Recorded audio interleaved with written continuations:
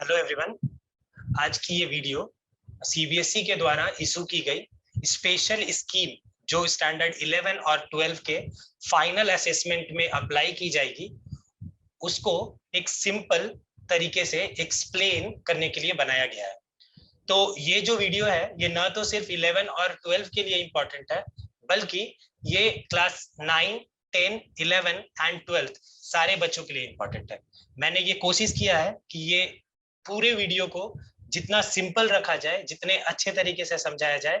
तो चलिए स्टार्ट करते हैं। मेरा नाम राजीव रंजन है। तो सबसे पहले मैं बता दूं कि ये पूरा जो करिकुलम है ये कोविड लॉकडाउन को मद्देनजर रखते हुए रिलीज की गई है। सबसे पहले सीबीएसई ने क्या किया है कि क्लास 10, 11, 12 ये जो पूरा सेशन है इसको दो टर्म में डिवाइड कर दिया, टर्म 1 एंड टर्म 2।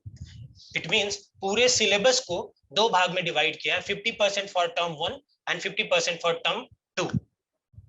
ये पूरी सिलेबस जो डिवाइड होगी उसकी ऑब्जेक्टिव जो होगी वो एनसीईआरटी पर बेस्ड होगी।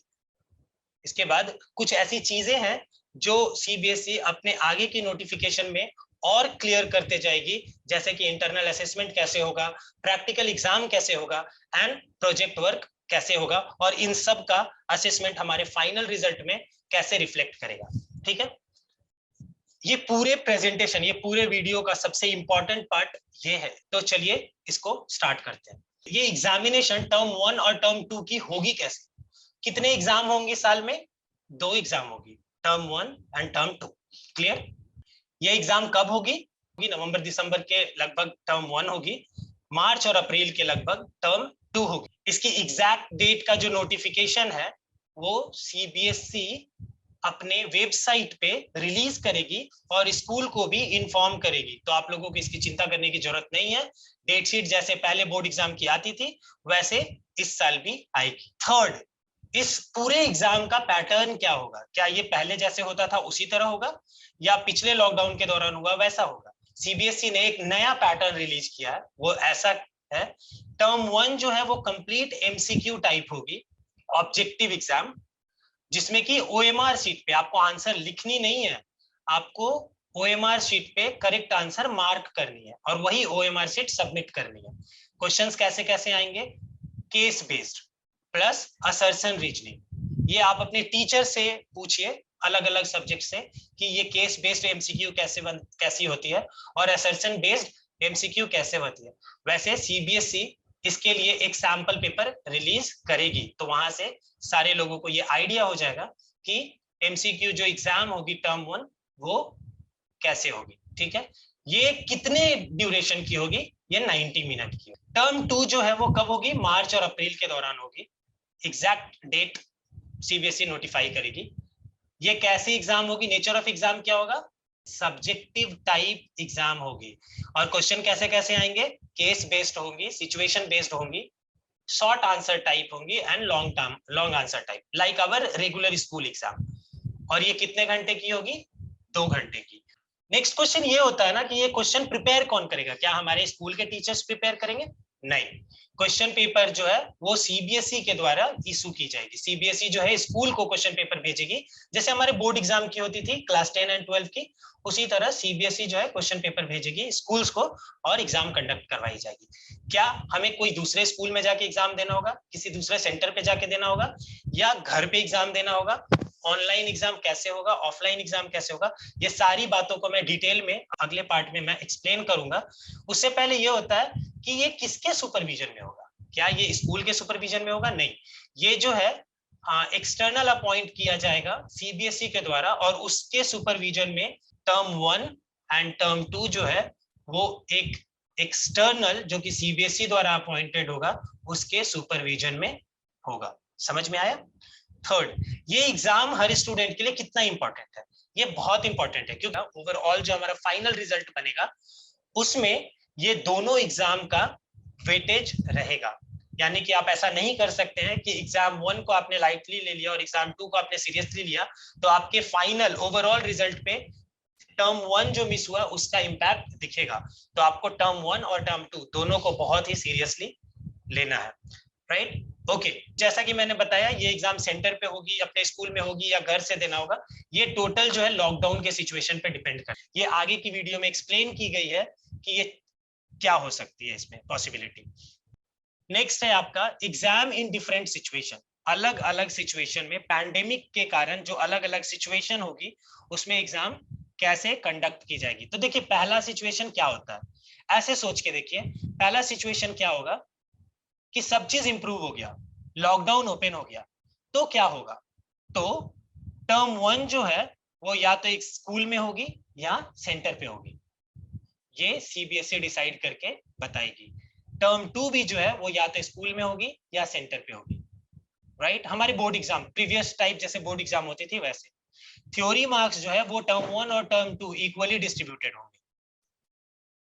उम्मीद है ये बात आपको समझ में आई होगी। दूसरा सिचुएशन क्या हो सकता है कि नवंबर और दिसंबर जब टर्म 1 होने वाला है तब लॉकडाउन जो है कंटिन्यू रहे, लेकिन टर्म 2 के टाइम पे लॉकडाउन खुल जाए, ओपन हो जाए, तो उस टाइम पे क्या होगा, ये मैं इस रीड करके इसको बता रहा हूं। Complete closure of schools during November and December, मतलब टर्म 1 के दौरान जो है स्कूल्स बंद रहेंगे, उस टाइम पे टर्म 1 जो है एमसीक्यू ऑनलाइन या ऑफलाइन बेसिस पे होगी, ये घर से दी जाएगी, बच्चे जो है ये घर से दे सकते हैं आइदर ऑनलाइन और ऑफलाइन, ठीक है। सेकेंड टर्म जो है ऑब्वियस है, हम ये लेके चल रहे हैं कि उस टाइम तक लॉकडाउन ओपन हो जाएगी, यदि ओपन हो जाती है तो ये या तो स्कूल में एग्जाम होगी या सेंटर एलोकेट किया जाएगा, लेकिन ऐसे केस में टर्म 2 का जो वेटेज है वो ज्यादा होगा टर्म 1 से हमारे फाइनल रिजल्ट में। समझ में आया।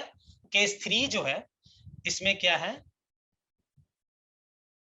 मार्च और अप्रैल के दौरान मतलब टर्म 2 के दौरान लॉकडाउन रहेगी और टर्म 1 मतलब नवंबर और दिसंबर के दौरान लॉकडाउन ओपन हो जाएगी।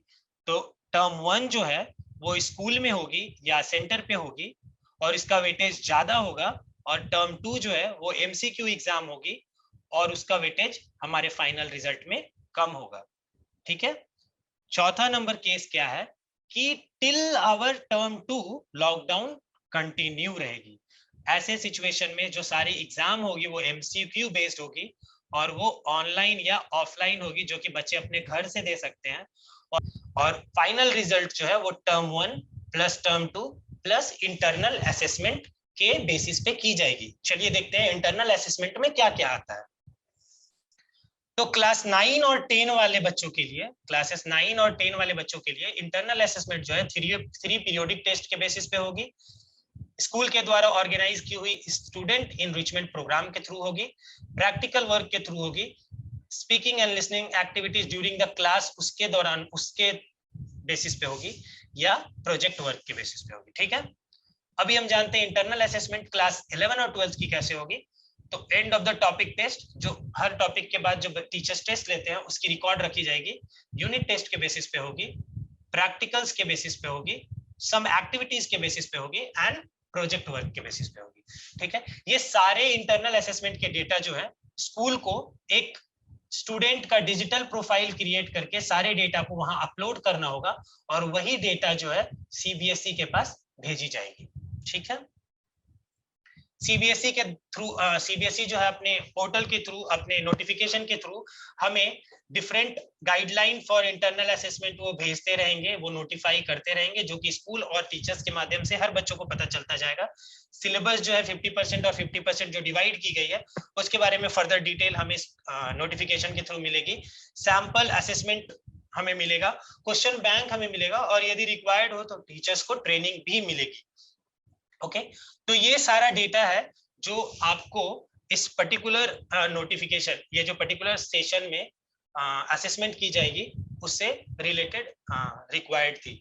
उम्मीद है आप लोगों को समझ में आई होगी। मैंने कोशिश किया कि इसको बहुत सिंपल तरीके से टीचर्स, पेरेंट्स और स्टूडेंट्स को, सभी लोगों को समझाया जा सके। यदि किसी को कोई भी डाउट हो, कोई भी परेशानी, कहीं पे मैंने चीजों को ठीक से समझाया ना हो, तो आप कमेंट बॉक्स में लिख के मुझसे पूछ सकते हैं। दूसरी बात ये कि मैं ये जो लॉकडाउन सिचुएशन है अपने स्टूडेंट्स को हेल्प करने के लिए मैं रेगुलर ऐसी वीडियो बनाता रहूंगा।